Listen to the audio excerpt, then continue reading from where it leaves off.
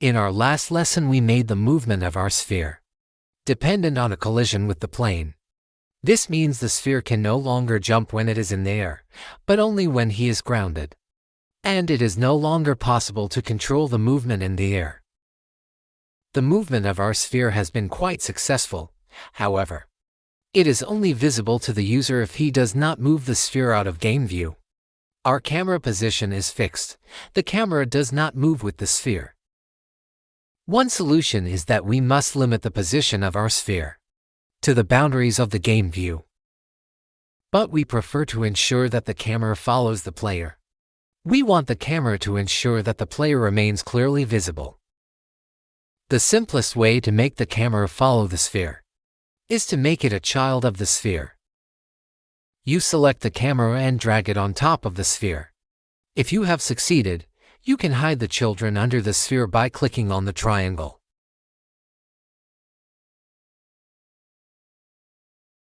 To show the consequences of making the camera a child of the sphere, it is useful to first apply some materials to the sphere and the plane.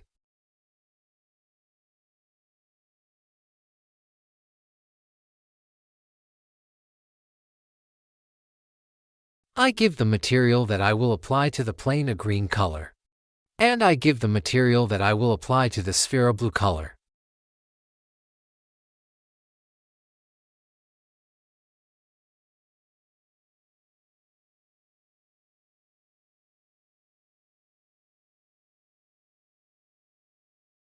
If we now move the sphere in the scene view, using the colored arrows, you will see that the camera moves along.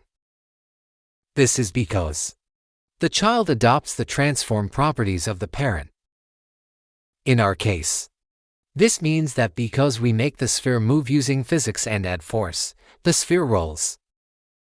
When we go into play mode, we see that the camera rolls, just like the sphere, and that's not what we want. We need to have the camera follow the sphere in a different way. Making the camera a child of the sphere is not the most convenient solution for this case. We can make the camera an independent object again by dragging it away from under the sphere. Fortunately, there is another way. We can attach a script to the camera and use it to position it exactly how we want. We call the script camera motor, and we'll open it in Visual Studio. We want a public reference to the sphere. The game object we call player.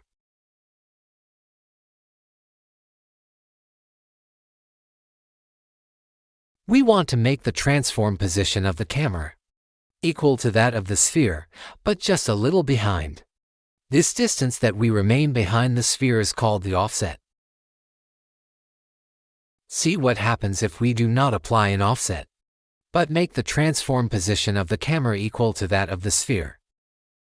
We set the position of the transform of the camera equal to that of the player.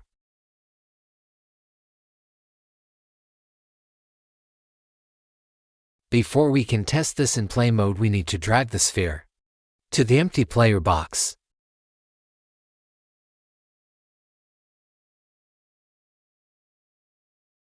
It looks like the sphere has disappeared, but in reality the camera is in the center of the sphere. The image looks like a kind of first-person view. It becomes visible that we are moving as we approach the edge of the plane. We want a third-person view, so we use the offset to place the camera behind the sphere. We set the position of the camera's transform equal to the sphere's X position, its Y position, and its Z position, and to make the difference, we add the offset. Without it, we would have had the same effect as before.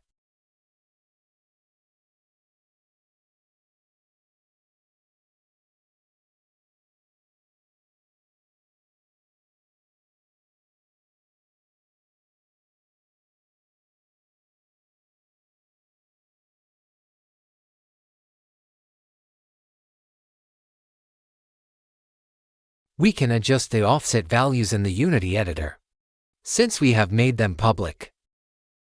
To keep everything a bit clear, it is useful to start with the sphere and the camera's transform position at the origin.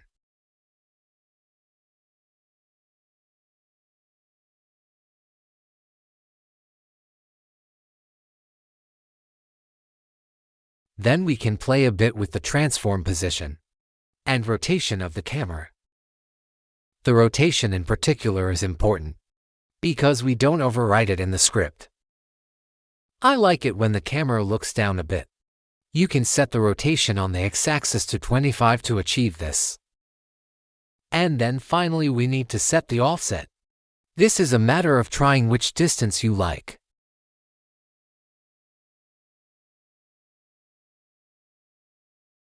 Earlier we saw that it is difficult to see how the sphere moves. Therefore, I put two cubes for reference.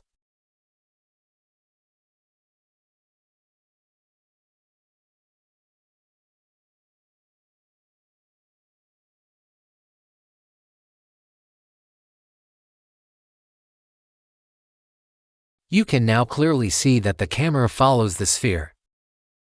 It might be nice to add another option to place the camera further or closer to the sphere.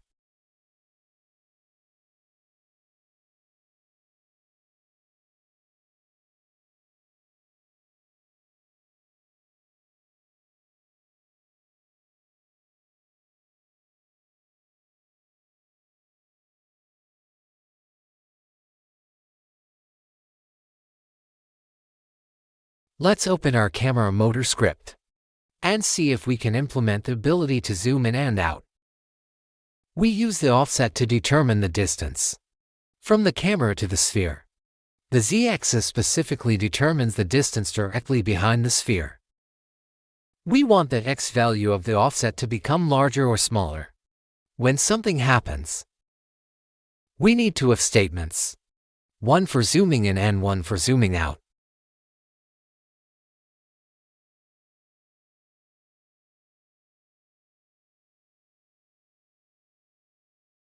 As we zoom in, we need to reduce the offset's x-axis float value.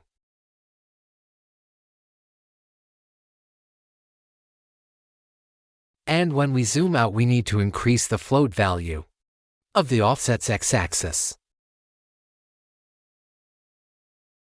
Now we want to monitor user input.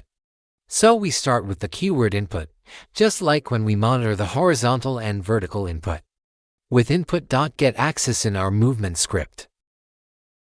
We type input dot between the parentheses and then look in the autocomplete list to see which option we should choose. You will see that an explanation is given for each option.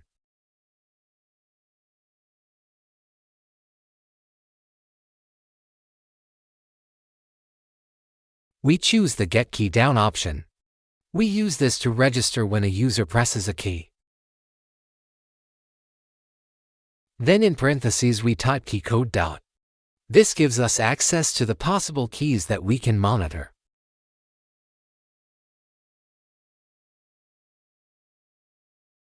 We choose the key I to zoom in. And don't forget to close a parenthesis. And we can repeat this with the other if statement, but with key code O for zoom out.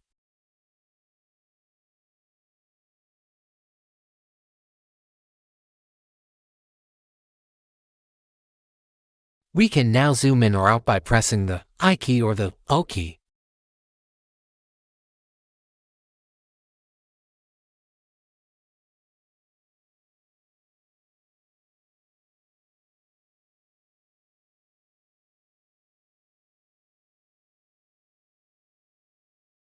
This might look like neat code, but a team member still has to look a few times to see what it currently says and what the code does. But even if you do not work in a team, but alone, it can be difficult to quickly find out what is written here in a few weeks or months.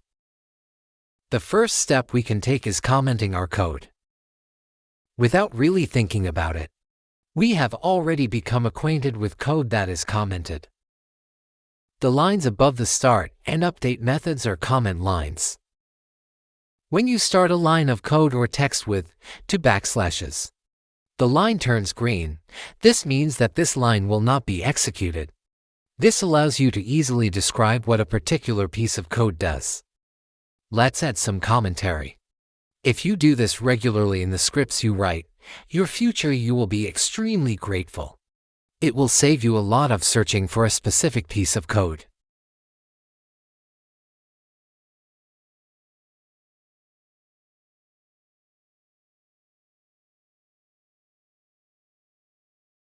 Make your comment line descriptive, so that you can read back later what the code does.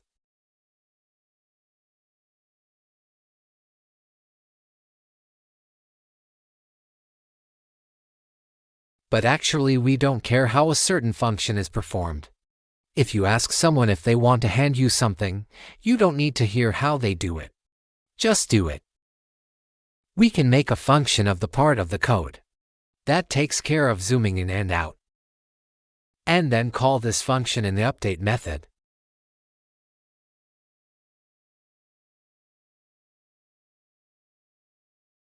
And we create a function for the part of the code that ensures that the camera follows the player.